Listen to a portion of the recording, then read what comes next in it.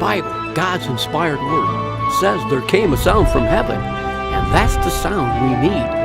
The truth, present truth that can set you free.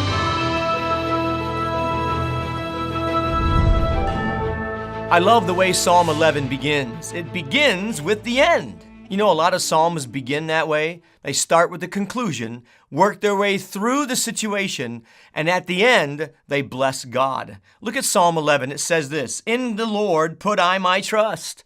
There's the conclusion. There's what he's come to after it's all said and done. You know what the bottom line is, you guys? The bottom line is this. I trust in the Lord with all my heart, and I will not lean on my own understanding, but in all my ways I will acknowledge him, and he will direct my path. That's the conclusion of the matter. And then David begins to tell you what happened. What happened? Well, here's what happened.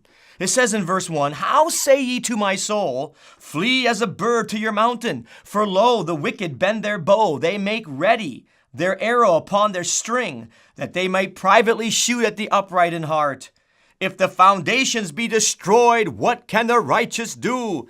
You see what's happening? David has received some unsolicited advice. How many know that's the worst kind? And they're telling David, this is what you do when their spears are coming at you. I want to tell you, friend, spears might be coming at you.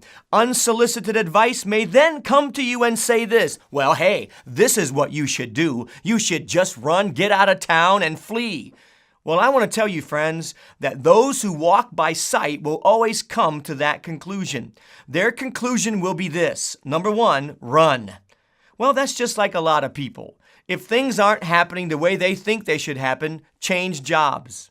If nobody speaks to me in church, well, I'm going to a different church. Run. Well, let me remind us today that wherever we go, there we are. One person said to me many years ago, he said, "Jerry, wherever you go, you take yourself with you."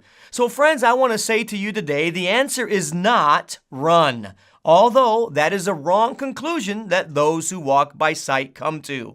In fact, in this world, you can see circumstances are not good. Well, they're not going to get much better at all. Count on it. The Bible says Jesus is coming back and things are going to get worse, but the King of Kings will come and we shall be more than conquerors, not just today, but that day also. So always remember this. The answer is not run. Now, I can't imagine not feeling like that, though.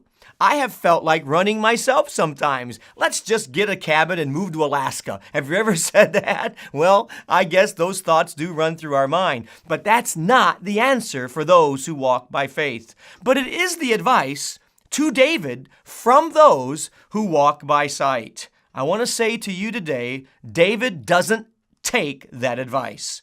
So the wrong conclusion that a man who walks by sight comes to is run, get out of town.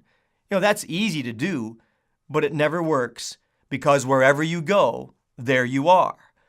But I notice this. Wrong conclusion number 2 that people who walk by sight come to is this.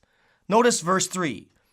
It says, "If the foundations be destroyed, what can the righteous do?"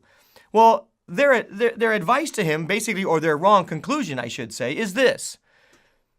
The foundations are destroyed, David. What can the righteous do but run? You see, the wrong conclusion, number 2, is they've decided that the foundations are destroyed. Now, wait a minute. That all depends on what your foundation is. If your foundations are your circumstances, then yes, the foundations are destroyed. But David says, my foundations are not my circumstances. So therefore, I'm not running. I'm staying because in the Lord, I put my trust. For more information, visit us online at acertainsound.com.